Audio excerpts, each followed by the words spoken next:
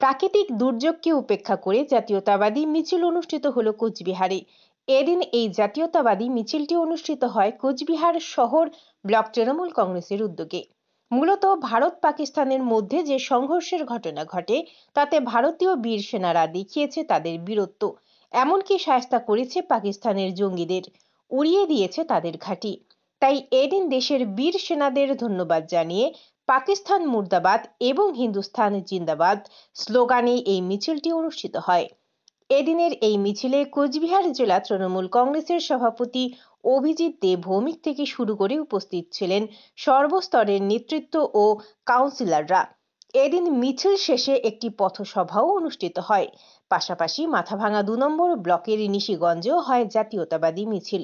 সেখানে মিছিলের নেতৃত্ব দেন মাথাভাঙা ২ নম্বর পঞ্চায়েত সমিতির সভাপতি শাবলু বর্মন। মাননীয় মুখ্যমন্ত্রী শ্রীমতী মমতা বন্দ্যোপাধ্যায়ের নির্দেশে সর্বভারতীয় তৃণমূল কংগ্রেসের উদ্যোগে আমাদের পশ্চিমবাংলা সহ বিভিন্ন রাজ্যে ব্লকে এবং অঞ্চল স্তরে এই ধরনের সভা হচ্ছে, জাতীয়তাবাদী মিছিল হচ্ছে এবং আমাদের এই পথসভা অনুষ্ঠিত হলো। কুচবিহার শহরে প্রচুর দুর্যোগের মধ্যেও বহু মানুষ, বহু ছাত্র যুব মহিলারা আজকের কর্মসূচিতে উপস্থিত হয়েছেন। দুর্যোগের মধ্যে যারা ছিলেন আমাদের সভা থেকে আমরা বীর সেনাদের, বীর জওয়ান যারা সীমান্ত রক্ষায়, আমাদের দেশবাসীর সার্বভৌমত্ব রক্ষায় লড়াই করছেন, পাকিস্তানকে নাস্তানুবুদ করেছেন, জঙ্গিদেরকে দমন করছেন, সেই সেনাদেরকে আমরা সম্মান জানিয়ে আজকের এই জাতীয়তাবাদী মিছিল করলাম। দেশের 140 কোটি মানুষের কাছে এই আবেদন, আমরা যত জোরে জয় জওয়ান জয় কিষাণ চিৎকার করব, তত বড় আমাদের জওয়ানেরা কিষানেরা ততটা বেশি উৎসাহিত হবে।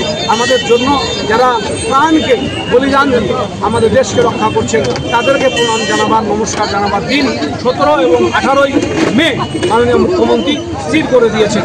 আজকে কুচবিহার জেলায় বিভিন্ন ব্লকে এই কর্মসূচি পালিত হচ্ছে। আগামী 18 তারিখ আগামীকাল সমস্ত অঞ্চল স্তরে এই কর্মসূচি পালিত হবে এবং আগামী 19, 20, 21 মাননীয় মুখ্যমন্ত্রী উত্তরবঙ্গে আসছেন, তাকেও আমরা উত্তরবঙ্গে স্বাগত জানাই কুচবিহার জেলা তৃণমূল কংগ্রেসের। দাদা, দ্বিতীয়বারের জন্য